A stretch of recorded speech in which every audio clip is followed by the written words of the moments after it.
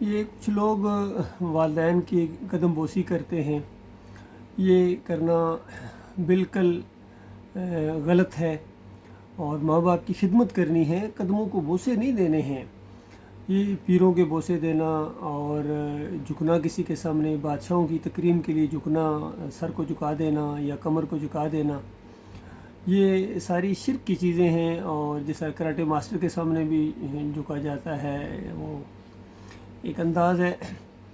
اور یہ خاص کر پیروں کے سامنے تو بہت ہی زیادہ سجدہ ریزیاں کی جاتی ہیں، یا درباروں کے اوپر، مزاروں کے اوپر، تو یہ بالکل نہیں ہونا چاہیے۔ جھکنے کے لیے، صرف تکریم کے لیے جھکنا، یہ ایک اللہ کے سامنے ہے، اسی کے سامنے رکوع ہیں، سجدے ہیں۔ سارے انبیاء نے اللہ کو سجدے کیے، کسی نے کسی اور کو سجدہ نہیں کیا ہے۔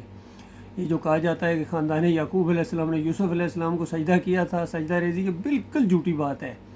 قرآن کے اندر جس انداز سے یہ بات ہے، یہ وَخَرُّوا لَهُ سُجَّدًا، لہو کی ضمیر اللہ کے لیے ہے۔